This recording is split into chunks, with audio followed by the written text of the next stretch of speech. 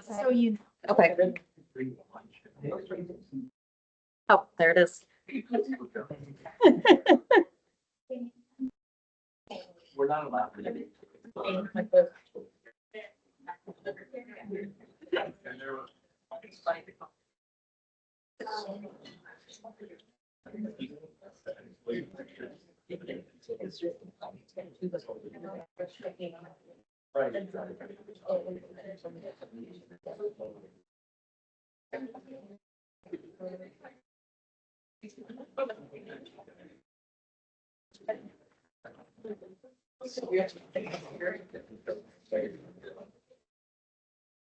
All right, you guys, let me know when you're ready.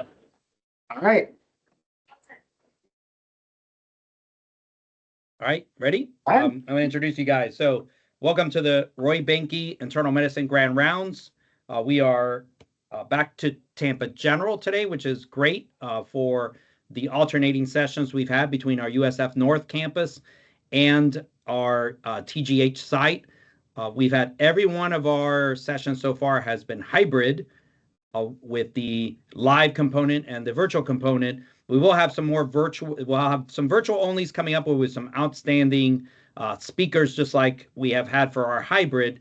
So a little bit of everything this year. The feedback has been outstanding on the grand rounds. And thank you again for all the folks who sent very kind words on my grand rounds last week. It was, many people said motivating, and they felt like they're running out of a football tunnel onto the field. And that's what great lectures do, and great excitement. And today you're going to be running out of the tunnel again through a great talk and I'm going to introduce our speakers. Michael Roberts, who was my med student at USF of the great class of 2010. And look at all Michael this Roberts, great hair. That's right, Dr. Roberts. That's the class after Dr. Aller, as Dr. Aller likes to give the historical perspective. So that's AO after Aller. So Dr. Roberts was a University of Florida, lifelong Gator until USF College of Medicine grabbed him over here, and then he did his training at Beth Israel Deaconess, and then moved on to Mass General.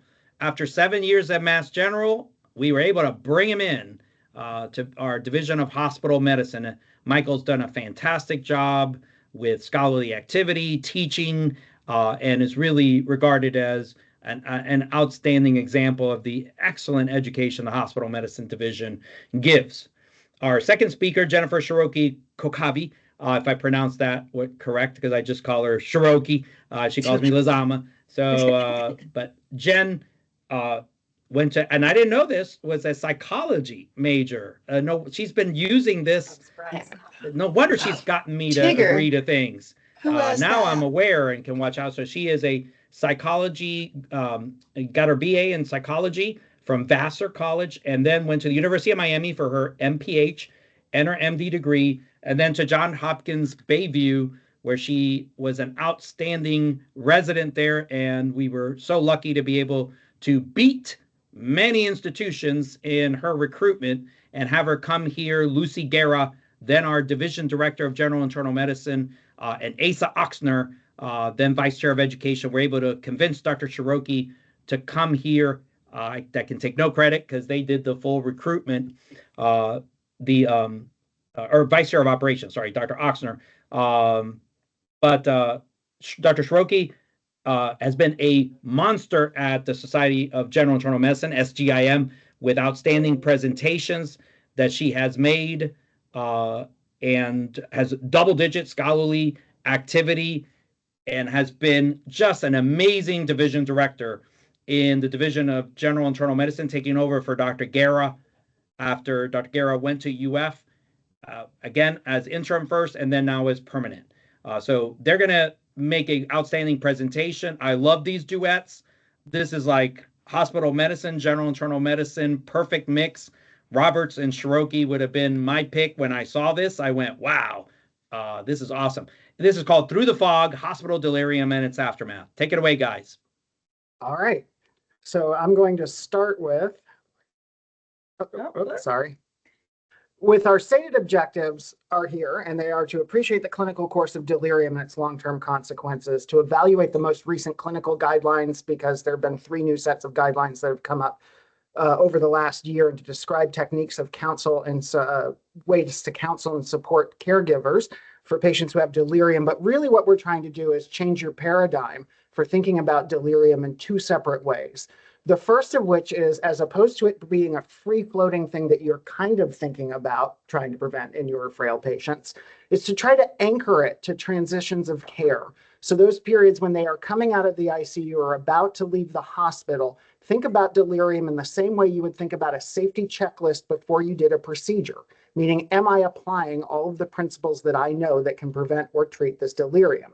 The second of which is to make sure that you're thinking in the checklist method, meaning are you actually doing all of the things that you can that we know work for preventing and treating delirium? Because, for instance, if someone had a new anemia, you wouldn't stop at checking reticulocytes, but we very regularly kind of piecemeal our treatment for delirium. But what if I told you that by calling that patient's daughter and getting their dentures, glasses, and hearing aids in, what if I told you by delaying those labs until 10 in the morning and letting the patient sleep and not checking vital signs overnight if it's safe? What if I told you that by doing things like that consistently, you could give a patient weeks to months of more meaningful time with their family? Would you do it? I think you would. And so we're going to describe to you why this is important and what we can do to more consistently prevent and treat delirium in our patients. So I'm going to get us started. So thank you, Dr. Gupta. It was actually her idea to do a joint generalist grand rounds, which we were really excited about. And we chose this topic because I think a lot of people envision it as primarily an outpatient topic. I mean, primarily an inpatient topic, but we actually navigate a lot in the outpatient world. We were a good pair because somewhere in the multiverse, I'm a geriatrician. And Dr. Roberts has actually worked with many of the lead authors on a lot of these, the papers that we're citing. So he has firsthand experience in working with the delirium experts. So why do you need to care about this? Nobody owns delirium, and we all have to manage it. It doesn't exist in a specialty or a subspecialty or a particular discipline. We will all manage patients with delirium.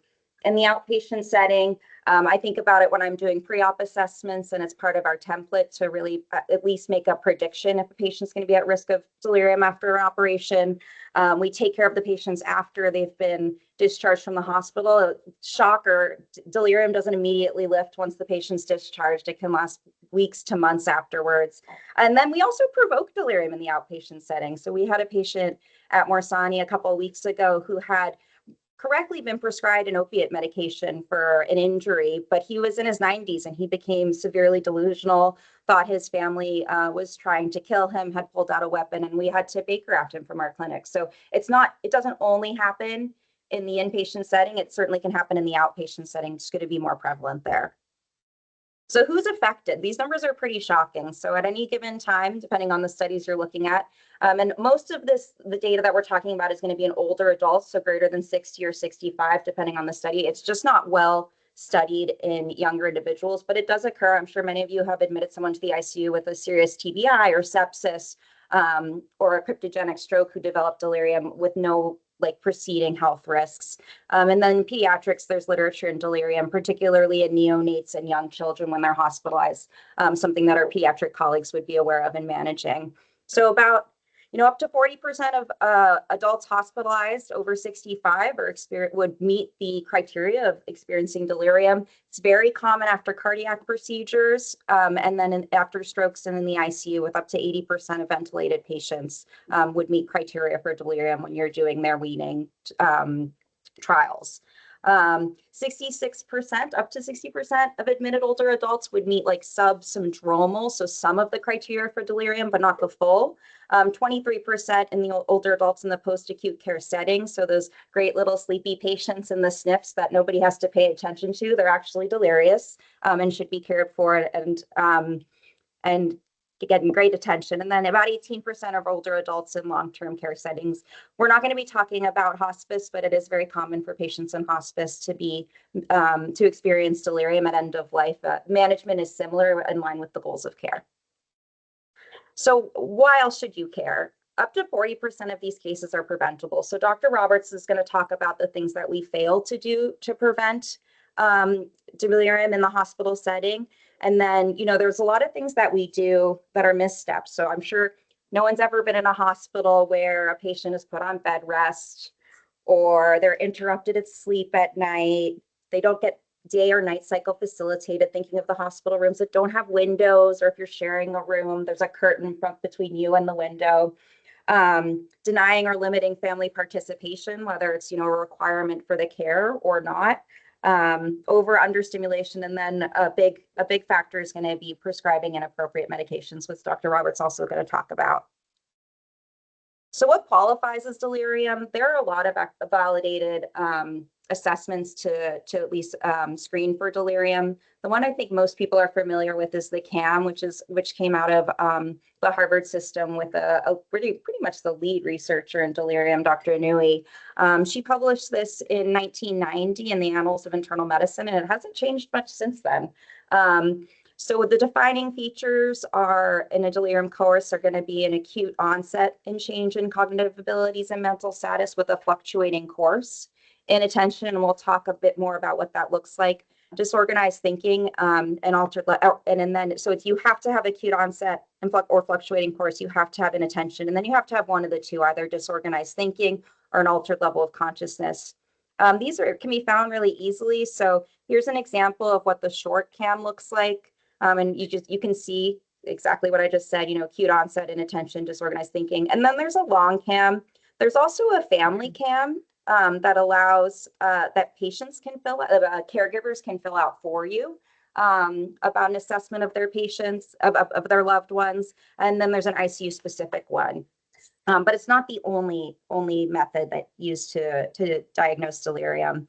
One of the things you'll appreciate as we talk about it a bit more is we do a lot of these things in other realms of care. So there's a lot of overlap with the PHQ-9 and MoCA and mini mental status exam and some of the techniques you can do to assess for delirium. So really the key feature is is it acute onset? Is it fluctuating? And is the patient inattentive? Most patients with dementia are able to hold attention unless they're in the severe stage of dementia. So they're able to maintain attention through a conversation. An individual with delirium may not be able to. This fluctuates throughout the day. So this is part of the strategies that Dr. Roberts will talk about, is these need to be repeated throughout the day to really capture delirium, which is a large burden on our nursing staff. If you're going to have a protocol in place in your hospital, you have to have buy-in from leadership to allow for it. But that's when trainees are wondering, what's the difference between delirium and dementia? The really defining features, this is an acute onset, it fluctuates, and the patient's inattentive. Patients with dementia, it's going to be progressive and stable at a lot of the time.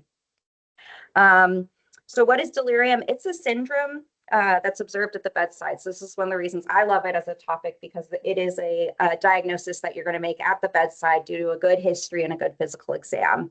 The history is going to be primarily obtained by loved ones and family members, because you may not know what a patient is usually like. You may inherit them either from the outside world or from another service already experiencing delirium. So you really have to spend time with the family and the caregivers while you're there. We don't have a good grasp of the underlying mechanism. The etiologies are very vast, and we'll talk about some of them, but what signs to kind of point to, particularly in older adults, there's probably an element of impaired brain connectivity, so some degeneration of your acetylcholinergic and noradrenergic pathways, an exaggerated pro-inflammatory response. Shout out to our immunologists that everything is an immune system issue. Alterations in brain vasculature, so impaired perfusion in areas of the brain, disruptions in the transport proteins and the blood-brain barrier. So what are you looking for when you're looking for each of these four pieces? So is there an evidence of an acute change in mental status from the patient's baseline? You need to know what they're like usually, and is it fluctuating during the day, increasing and decreasing in severity? As far as attention, is the patient easily distractible? Are they having difficulty keeping track of the people in the room, the conversation that's going around their care, or even keeping track of people who are coming to visit them?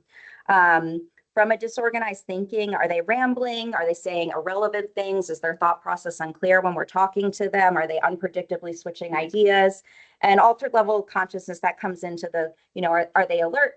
Are they hypervigilant? Are they drowsy? Or are they lethargic? And that should be sort of your initial screener for delirium. Other elements of impaired cognition. So I think a lot of us think about disorientation, and while that's common, it doesn't have to be there. So disorientation, they don't recognize where they are. They're not sure what happened. They think they're in the wrong time and in place and time. Thinking about memory impairment, like they don't remember recent events, they're having trouble following instructions. Perceptual disturbances, so hallucinations, delusions, misperceptions, psychomotor agitation or retardation. Again, that's where you kind of start to see the overlap where there is some overlap with decompensated mental illness. But again, if you suspect delirium, you should go for that first.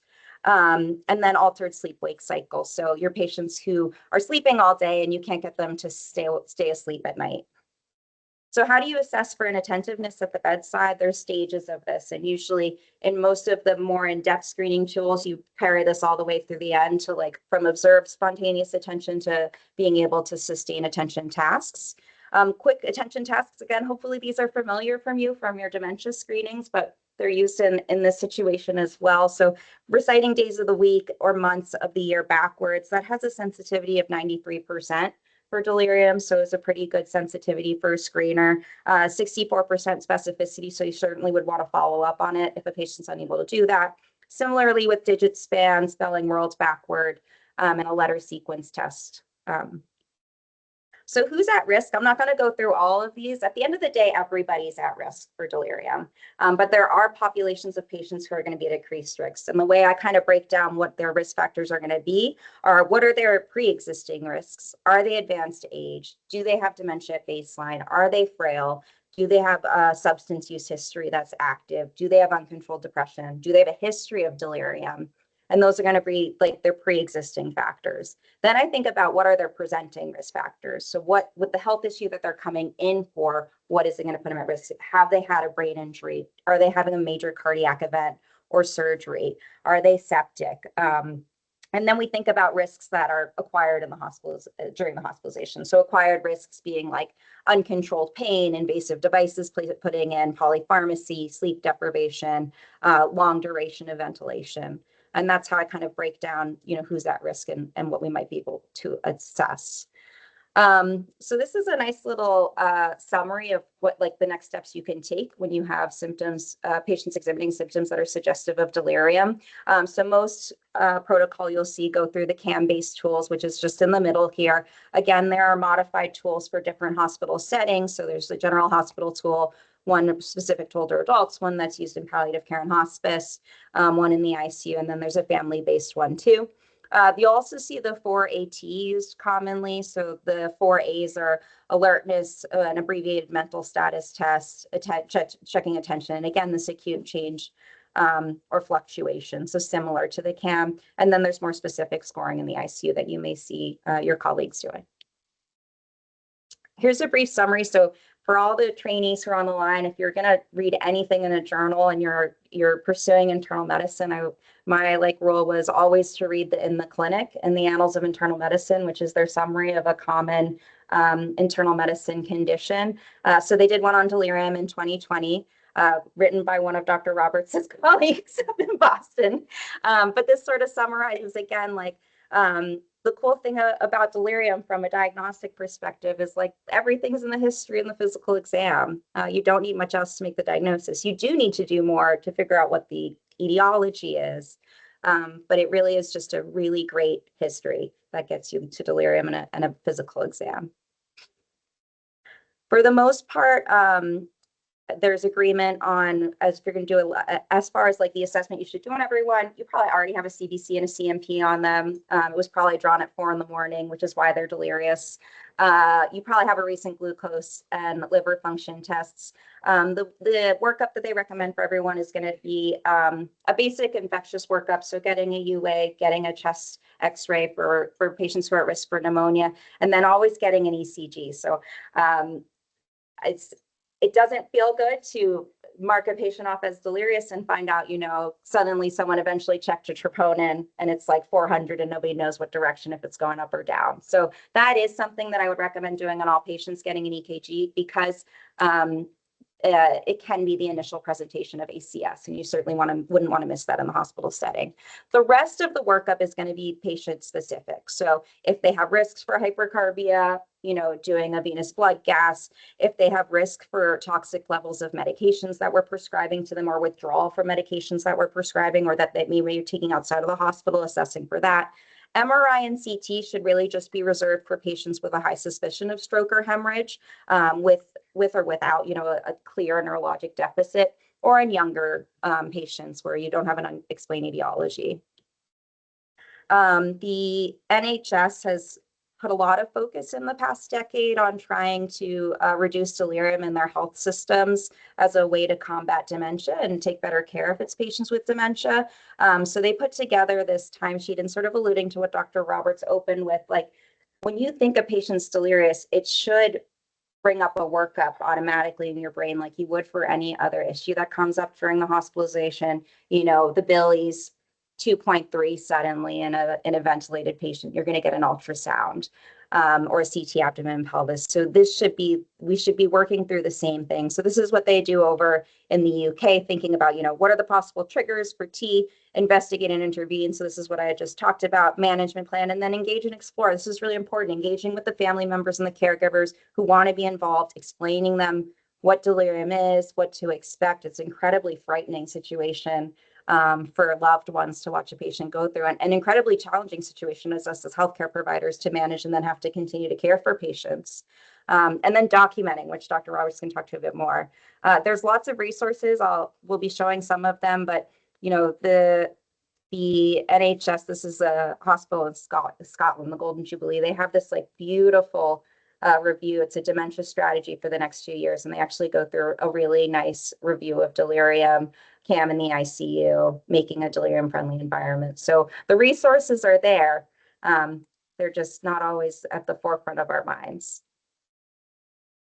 Right. So if you are looking for, you can, as long as you put in the delirium precaution set, you can have nursing on the floor help manage your CAMs.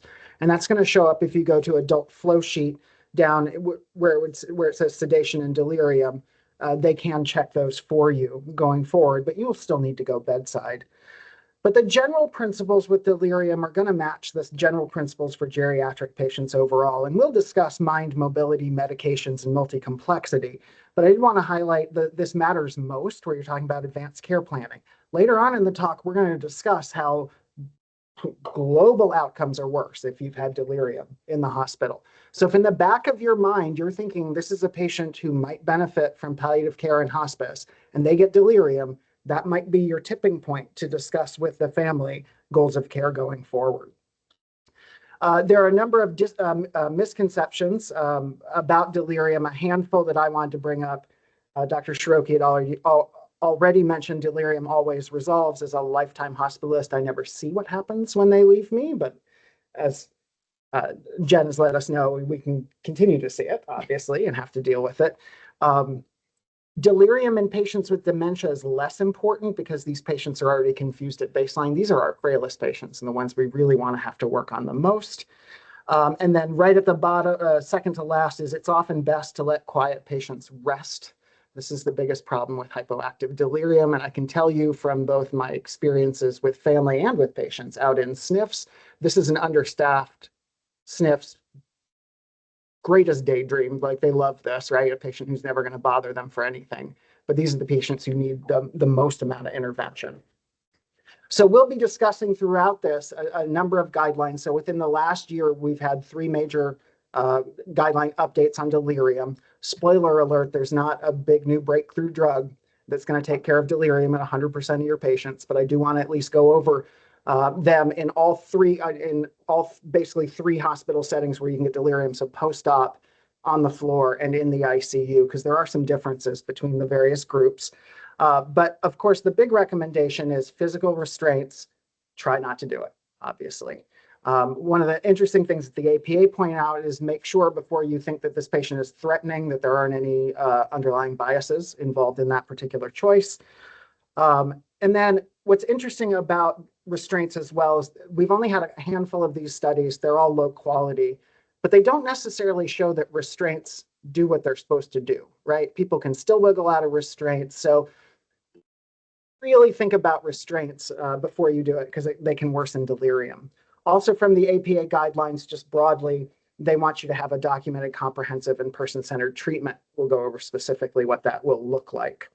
But this is the reason we do what we do for delirium is because of this article from 1999 in the New England Journal of Medicine. This is from the doyen of delirium study, Sharon Inouye, who we've talked about a little bit. And she got this into the New England Journal of Medicine. Now, I don't know how many people subscribe or regularly look at the New England Journal of Medicine, but your classic set of research articles all down that left column is, this extraordinarily expensive cancer medication will give you 6 weeks of disease-free, progression-free survival. This incredibly expensive new medication will raise your points on a questionnaire by 4 points. Whereas this landmark, non-pharmacological interventions on their own significantly reduce the amount of delirium that gets experienced in the hospital. And this was her HELP program, which we'll go over in just a minute. But I wanted to bring up that they were, the primary outcome was significantly lowered just by doing these non-pharmacological interventions. And what's interesting, so her HELP program, it's very complex if you look at what they actually did on these units. But the major categories that they're trying to address are cognitive impairment, so daily orientation and some type of therapeutic mental task, immobility, so getting these patients moving, taking care of their vision impairment, their hearing impairment, making sure that they get sleep, and these are non-pharmacological sleep protocols. This is probably the only New England Journal medication where warm milk is one of the interventions, but it is, and making sure that they're fed and dehydrated. And what was particularly interested is because they kind of put the patients who are at risk for delirium into a like high risk, intermediate risk, and low risk. These interventions helped your intermediate risk patients the most. When they did a subgroup analysis, it really didn't change those high risk. And they did their risks based on 4 things. Did the patient have visual impairment, severe illness, cognitive impairment, or an increased BUN to creatinine ratio, suggesting that they're not hydrating themselves well. And it was the people who were in the middle who benefited from this from the most. So the reason you want to do this consistently is it's those patients who would sneak up on you by getting delirious who are going to benefit the most from doing these things, because you're probably in your head, you're especially frail patients, you'll probably be on top of. It's the ones who could surprise you a little bit. And then the interventions in the ICUs look like the A, B, C, D, E, Fs. These tend to be the bottom of the note. Maybe they could be the middle of the note for these folk as well. But this is assessing and preventing pain, spontaneous breathing and awakening trials, what you're using for your analgesia and sedation, addressing the delirium, early mobility and exercise, and family engagement. So most of these overlap regardless of where you are in the hospital. Again, there are a number of different types of bundles that are included, but you should consider this. This is a good slide because I think this is your checklist for preventing and treating delirium. So are you assessing it? Are you preventing and managing pain? Are you moving the patient? Are you reviewing their medications and optimizing their medication choices? We'll go into that briefly. Are you helping them see? Are you helping them hear? Are you helping them eat? Are you helping them sleep? Are you involving their family? So if you're doing all those things, but my experience in the hospital is, there's a check for 2 and then you skip a couple and there's a check for 2 more. So we really should be more consistent in these areas. And so when it comes to, because medications, when do we reach for them? Unfortunately, probably when it's already too late and they're deep in the throes of delirium. But the APA's recommendations for medications, including antipsychotic agents, is that you use them not as prevention, not regularly, but only to address neuropsychiatric disturbances of delirium when the following criteria are met. You've tried to de-escalate them and you can't. You've looked for other causes of the delirium, and the disturbances cause the patient significant distress or present a risk of physical harm to the patients or others. Now, if you're going to reach for them, you probably should, we should all familiarize ourselves a little bit more with the antipsychotics and how they work a little bit, and also what formulations you have in the hospital. So I find, for instance, because everybody generally reaches for Haldol because it's IV and it's quick, but you actually have a number of different choices, and we'll talk about the side effect profiles, but it's worth getting to know some of these medications. And I can tell you, let me just briefly tell you the formulations here at TGH. So ziprasidone you can get as a capsule or intramuscular. Aripiprazole is only a tablet, so they have to be able to take it. Haloperidol we have as a tablet, IV, and as a solution in case there's some problems with swallowing. Olanzapine we have as a tablet, a disintegrating tablet, and through intramuscular. And then Seroquel is just a tablet here. Risperidone, you can get a tablet or a disintegrating tablet. The other thing to bear in mind is your time to peak level. So how quick do you need this to work? Please notice that for your orals, Seroquel and Risperidone tend to work the fastest if you want to go with an oral. The second thing you want to think about is your side effect profile in these frail patients. And I think probably aripiprazole is a little bit underused because look how nice its side effect profile is. Haldol, which we reach for all the time, unfortunately is much more likely to put you at risk for all the things we absolutely don't want because they're hard to clear up. So akathisia, tardive dyskinesia, dystonia.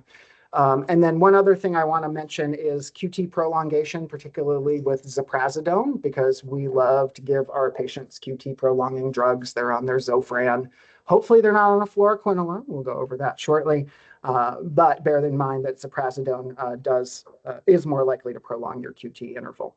So broadly talking about the guideline-directed delirium management. So just in July, the APA dropped theirs.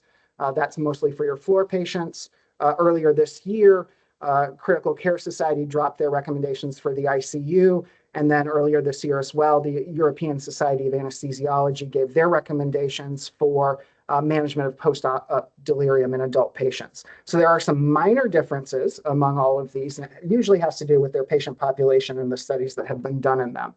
So briefly, for delirium management, talking about using those antipsychotic agents, nobody really, on the floor, the APA does not recommend that you're using them to prevent delirium or hasten its resolution. So you're not putting somebody on a standing antipsychotic in order to make their delirium better. Now, the Critical Care Society said, look, we don't know. We're unable to issue a recommendation for or against the use of antipsychotics over usual care for treatment of delirium in adult patients. The data is kind of all over the place. So it kind of has to be tailored to the patient and what the various threats are. The ESA says, like most of us probably already do, hey, use it only if you really have to keep the patient safe, and in that case, use low-dose Haldol. Application should be bolus, lowest dose possible. For benzodiazepines, pretty much everywhere but the ICU, this is pretty straightforward. Don't use benzos in patients who are at risk for delirium. Critical Care Society said, because of course you have to sedate patients who are mechanically ventilated a lot of the time, that they didn't really have sufficient evidence to make a recommendation on the use of benzos. And then we'll talk about, so a lot of the new research has been looking at Precedex, and so what are the various recommendations on Precedex. So for the APA, now granted, these are both level 2 recommendations, 2B and 2C. APA says, hey, if you've got to use it, a sedation for patients who are undergoing major surgery or who are under ventilation, consider using Precedex rather than your other sedating agents.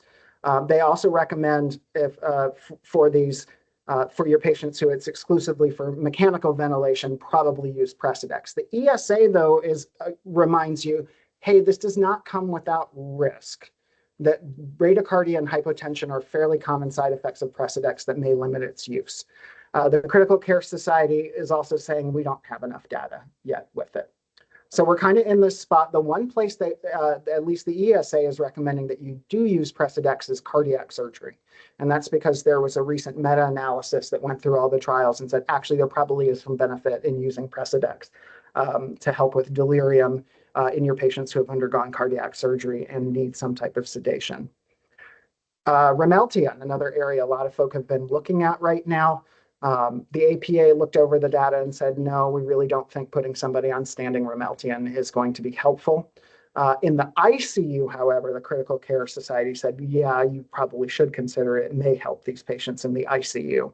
The anesthesiologists from Europe say, look, we don't suggest the use of anything as a prophylactic measure. We can't find data to suggest anything for our post, remember, this is all for post-op delirium, that there's any benefit in anything prophylactic. And they didn't like the quality of the studies on melatonin at all and said, we can't make a recommendation. So as your patient is moving from the ICU, and you're picking up a patient from the ICU. These are patients, right, extraordinarily high risk of delirium.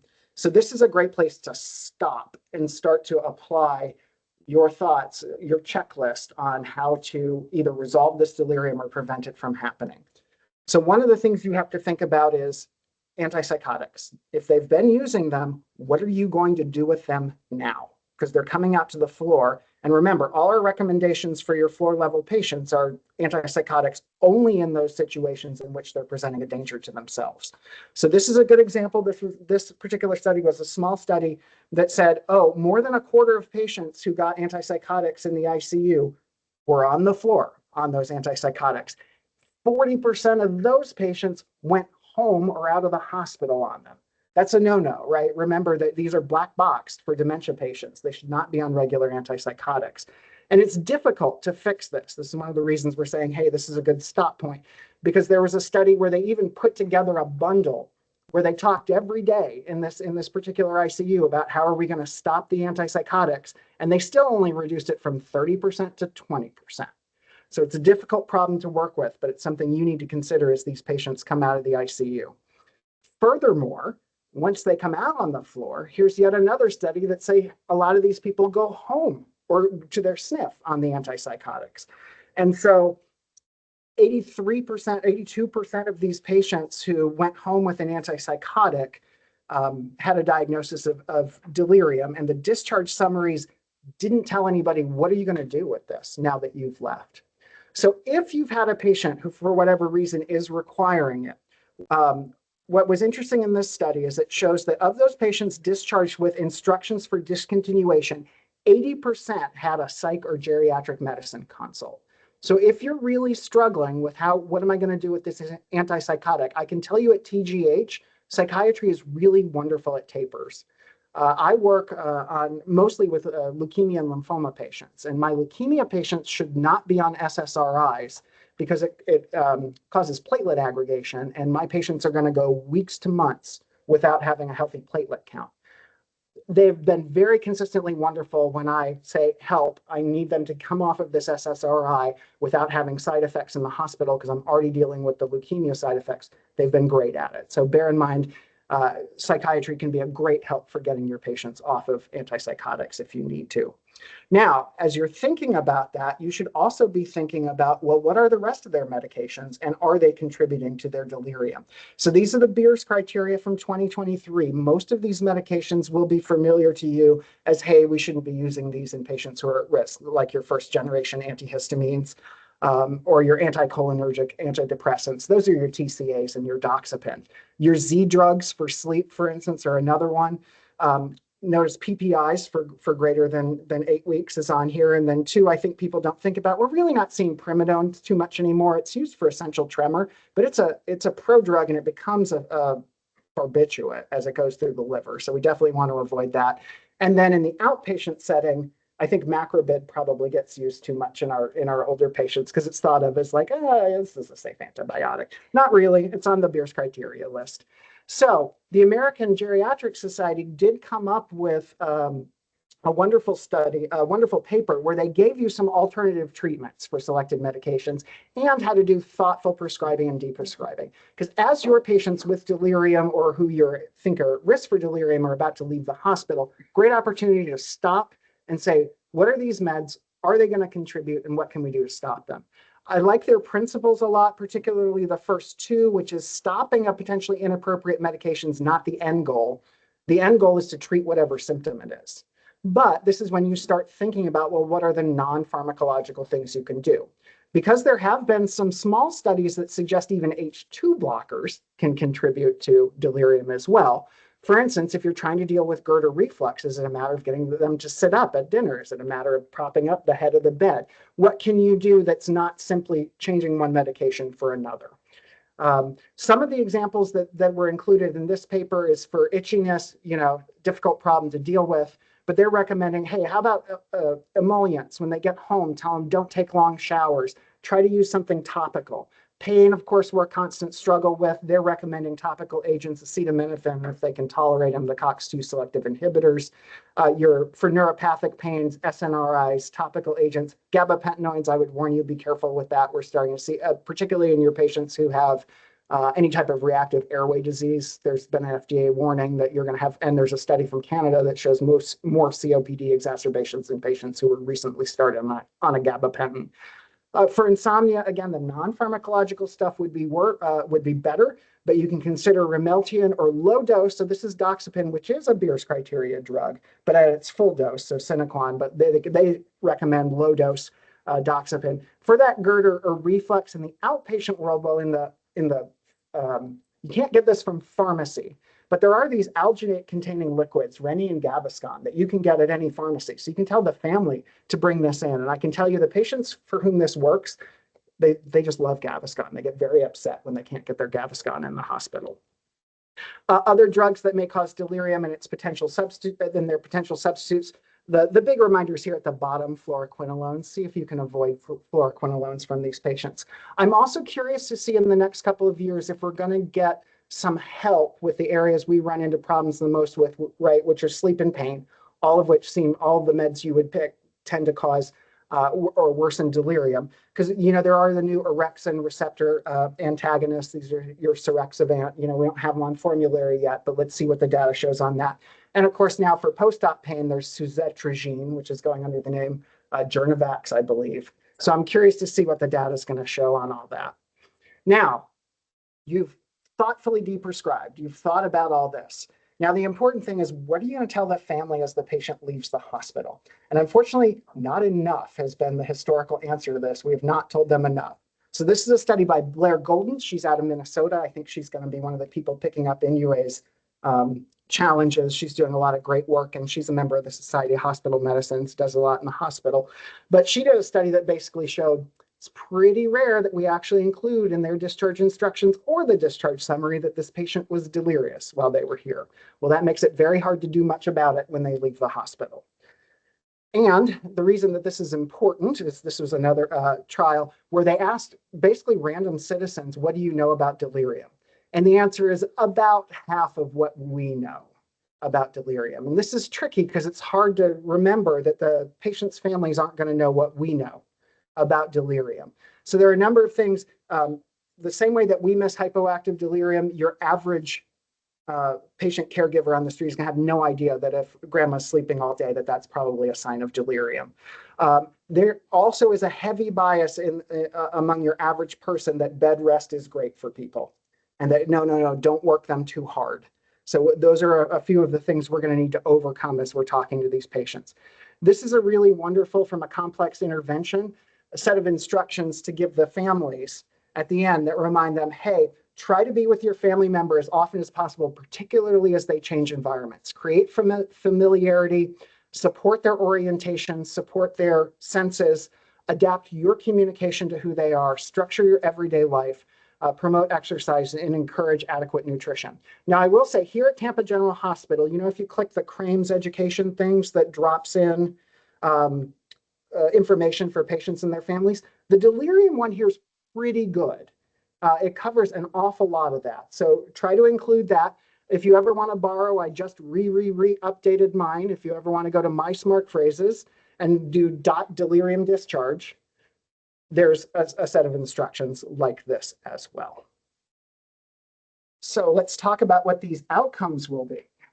Okay, so the patient's going home, and they're coming to see us in discharge clinic, and the family's wondering what to do. So we're going to kind of wrap up back to where we started, is like why you should care about this. So we're going to talk about 2 meta-analyses. This one was actually published this year in Age and Aging. So this is on long-term outcomes. It's a systematic review of meta-analysis. So they pulled studies from 1980. So they chose that year because that's actually the first year that delirium showed up in the DSM as a diagnosis, through 2023 when they were studying. 253 studies met the criteria. So these were peer-reviewed primary studies of older adults. They were longitudinal quantitative studies and reported an association between delirium and a particular clinical outcome. The delirium was identified using validated tools for that. And they discounted or excluded any studies that involved terminally ill patients. Management is going to be different, and obviously prognosis is going to be different. Unresolved delirium. Studies that focus solely on hospital outcomes. So these studies had to be asking a question about delirium. And studies where there wasn't a comparison group of a group that did have delirium and did not. So they ended up pooled together with almost 30,000 individuals who experienced delirium to compare to a little over 100,000 individuals as the control. So we're going to go into this a little bit. I just love these forest plots, but hopefully you can appreciate that very few of them move over the line for the confidence interval. So these are odds ratios. So within these studies, there's odd ratios for the categorical outcomes. They're looking at cognitive change subjectively, objectively, functional changes in mental health, quality of life, dementia, institutionalization, and I'll give you the overall results of this. But one of the reasons I put this up there is to appreciate they really dive deep into this, looking at 6 months, 6 to 12 months, and then after 12 months. And what I'm going to be sharing with you was the pooled of that time. And these are the continuous outcomes. And for those of you who find these things very frightening, that's a reminder of what an odds ratio is and when it's important, and have a little bit about what a Hedges G is too. So for those of you who are not research heavy individuals, but the take home point here was the largest effect was seen in the increased risk of incident of dementia. So these are patients who were coming in cognitively intact, experienced delirium, and then left with an odds ratio of 5.37. Of developing dementia within that 12-month period and being diagnosed. Increased mortality had a medium effect at 2.55. We saw a medium effect in increased institutionalization, as well as objective cognitive decline and subjective functional decline, quality of life, and then a small effect in subjective cognitive decline. So this is always a moving target in dementia and delirium literature, which was also led by Dr. Roberts with New England Journal. Is like, when is it statistically significant, and when is it actually significant in your daily life? Increased burden of poor mental health was seen as well, and then increased risk of readmissions. So a question that often comes up is what came first? I think a misconception of delirium is that delirium is actually an epiphenomenon of dementia. So there's a predisposing injured brain, and then you develop delirium. But the more recent literature is actually working on dispelling that misconception. So certainly individuals who have dementia, they're at a 2 to 5 times increased risk of developing delirium during a hospitalization. But just because you don't have to have dementia or a predisposition for dementia to develop delirium. So this was a study that was published in JAMA Neurology in 2020, and they were asking that question, is delirium an epiphenomenon of cognitive impairment? They identified 24 studies, pulled together about 3,500 individuals who'd experienced delirium, and a little under 7,000 who did not. These were observational studies. Inclusion criteria, so the studies similar to the other one, they had to have a group that experienced delirium, and they had to have a group that didn't experience delirium to compare to. Delirium had to be diagnosed by a validated scale, and there had to be at least 3-month follow-up. So what they found is that all of the studies included demonstrated a significant association. So demonstrate that the group that experienced delirium had worse cognitive outcomes 3 months or later after their hospitalization, with a 2.3 times likely to show cognitive decline. The effect size was significant. So in this literature, depending on the literature you're looking at, a 0.4 is going to be medium to large effect. So in this type of literature would be considered a medium to large effect. And other interesting that they found, so they found that smaller studies with shorter follow-up, those are the ones that had the smaller effect sizes. So some of them only had a 0.15. So the longer that you followed up and the more patients that you looked at, the effect size was bigger. The effect size was similar between surgical and non-surgical groups. So a lot of us assume that, the predisposing factor, delirium is always going to happen, or it's going to just be so much more likely to happen after surgery. But when they controlled for all this, it was the same with the same outcome. So we really have to be thinking about this in our non-surgical patients as well. When they controlled for other factors, the presence of delirium was associated with a quicker decline in function in general. So these were patients without any cognitive impairment before their hospitalization. When they were discharged, they declined more quickly. The studies that just looked at dementia populations, so just Alzheimer's patients, showed worse outcomes in individuals who had a dementia diagnosis and developed delirium. So those who did not develop delirium during this hospital stay did better. And then when they baseline cognitively matched these individuals as well, they still saw that those who experienced delirium had worsening cognitive decline and function at follow-up. So we're going to leave with you guys with a few resources. Like I'm a big believer no one can do everything in medicine, and you should only have conversations and give consultation and advice that you feel equipped to do and is within your scope. So, all of us as internists, if we don't know the answer of something, we have to be able to then at least guide our patients and their caregivers to getting that answer or getting some level of support. And there are actually a lot of resources that are really nicely written. So, and also when we're talking with caregivers, they don't always we don't always even fully grasp what we're saying to them, so they certainly don't. So you can give them some homework, and these are written for patients. So the American Delirium Society has a huge amount of resources. They have resources for clinicians. This is really cool. They have essential readings, and they'll summarize these major reviews, these studies, these interventional trials, some of which Dr. Roberts talked about. But they also have a patients and family section that really goes into, what is delirium? Why does delirium matter? And there's a patient pamphlet that you can share with patients. Similarly, the Alzheimer's Society, which is where I refer a lot, and Alzheimer's Association as well, where I refer a lot of patients who are caregivers for patients with dementia. They also can walk through delirium and what family can be doing to sort of help support the clearing of it and promoting cognitive function. And then a plug for American Geriatric Society. They're wonderful. They put out a lot of guidelines for taking care of our older adults that are underutilized. And then there is also deliriumcentral.org. This is put together by Sharon Inouye.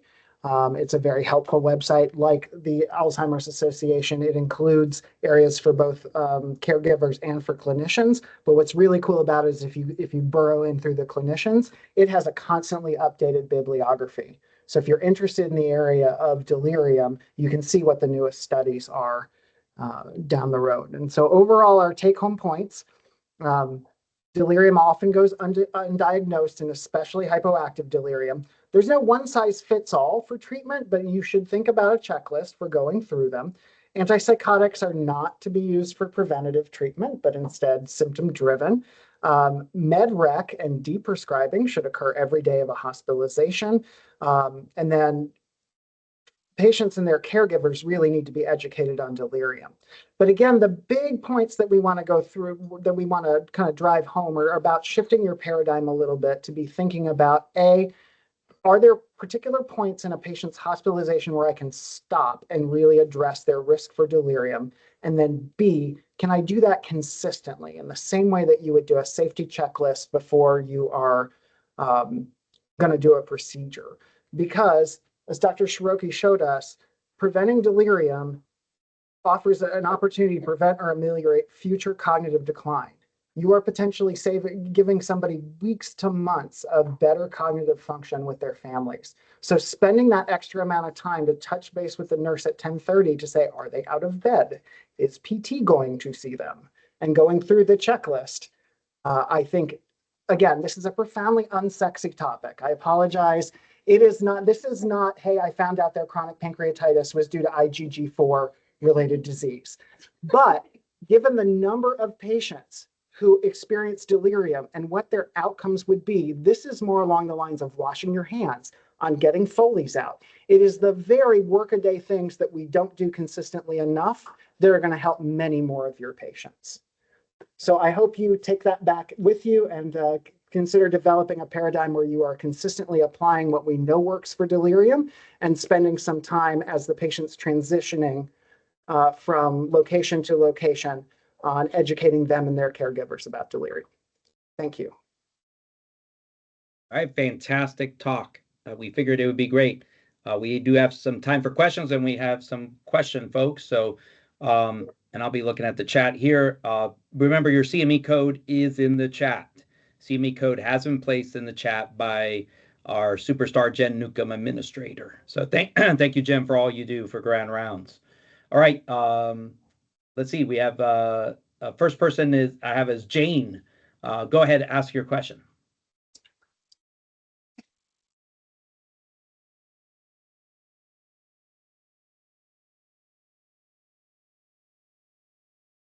Jane, have you unmuted?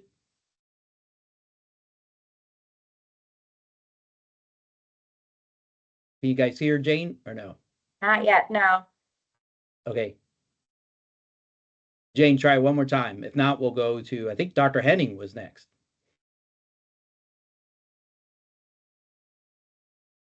Both hands are down. All right. Dr. Henning, any question or comment? Anybody in here? All right, they were just loving the talk. They're loving the talk. Jane's my mom. Well, it's good. I mean, you guys hit on so much. Delirium affects healthcare outcomes. Delirium is such a, you could be treating the glorified diagnoses, as Dr. Roberts stated right there at the end. But if you've got delirium is those potholes in the road that stop you from getting from point A to point B in delivering healthcare outcomes. So this is really, really well constructed by you both. I don't see anything in the chat. Jen, any folks in the B107 room with any questions?